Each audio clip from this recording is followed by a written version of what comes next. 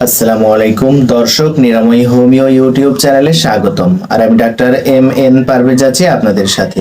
আজকে পুনরায় হাজির হয়েছে নতুন একটি ভিডিও নিয়ে, নতুন একটি বিষয় নিয়ে।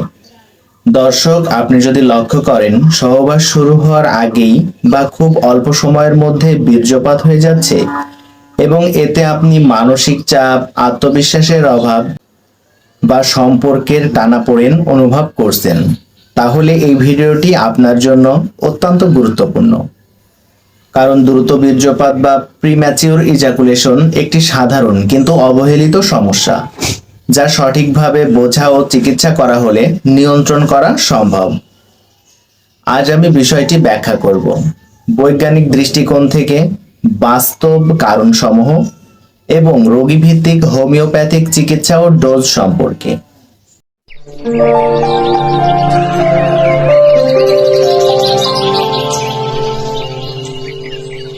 দর্শক, প্রথমেই জেনে নেব সংজ্ঞা ও বৈজ্ঞানিক ধারণা। চিকিৎসা বিজ্ঞানে প্রিম্যাচিউর ইজাকুলেশন বলতে বোঝায় সহবাস শুরু হওয়ার 1 মিনিটের কম সময়ে বা নিজের নিয়ন্ত্রণের আগেই বীর্যপাত হয়ে যাওয়া। এটি প্রধানত দুই ধরনের: লাইফ লং অর্থাৎ শুরু থেকেই সমস্যা, অ্যাকোয়ার্ড অর্থাৎ পরে তৈরি হয়েছে।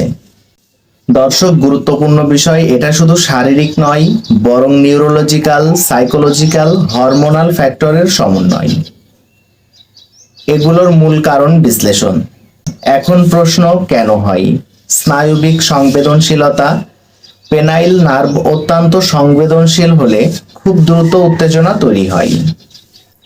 সেরোটোনিন লেভেল কম।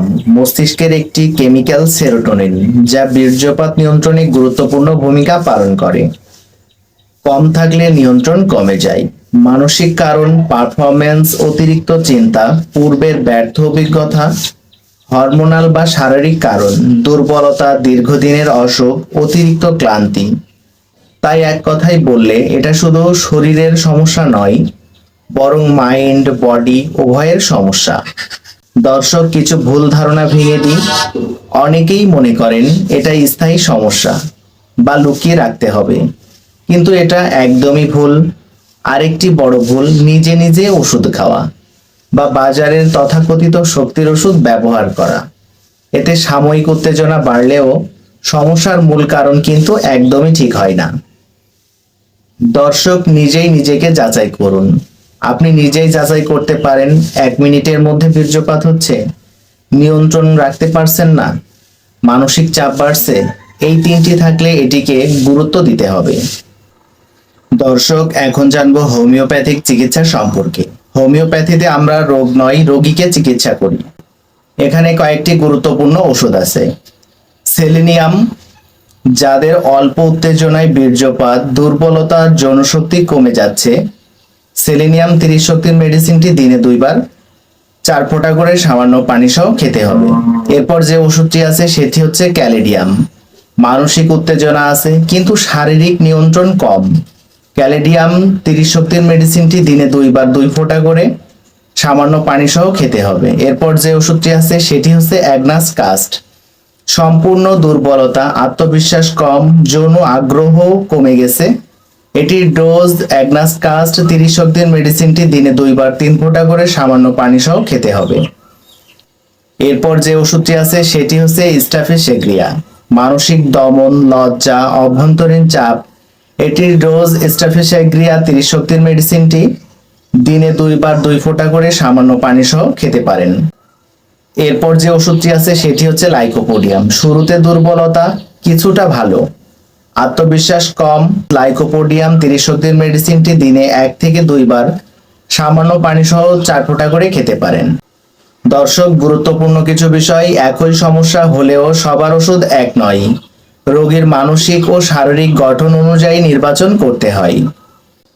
দর্শক, লাইফস্টাইল ও বাস্তব পরামর্শ, শুধু ওষুধ নয়।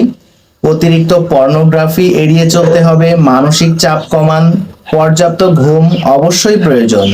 নিয়মিত ব্যায়াম, এগুলো না করলে চিকিৎসা অসম্পূর্ণ থাকবে। দর্শক, দ্রুত বীর্যপাত একটি চিকিৎসাযোগ্য সমস্যা। লজ্জা বা ভয় নয়, সচেতনতা ও সঠিক চিকিৎসাই সমাধান। যদি আপনি বা আপনার পরিচিত কেউ এই সমস্যায় ভুগে থাকেন, নিরাময় হোমিও চেম্বার থেকে অনলাইন এবং সরাসরি চিকিৎসা সেবা দেওয়া হয়। আমাদের অফিসিয়াল হোয়াটসঅ্যাপ নাম্বারে যোগাযোগ করে আপনার সমস্যার বিস্তারিত জানাতে পারেন। সমস্যা লুকিয়ে রাখলে জটিলতা বাড়ে, আর সঠিক চিকিৎসা নিলে নিয়ন্ত্রণ সম্ভব। তাই ভিডিওটি ভালো লাগলে অবশ্যই একটি লাইক দেবেন, সাবস্ক্রাইব করে সাথে থাকবেন এবং আপনার পরিচিত কেউ যদি এই ধরনের সমস্যায় ভোগেন তাহলে অবশ্যই ভিডিওটি শেয়ার করবেন।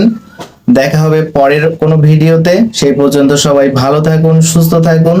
আল্লাহ হাফেজ।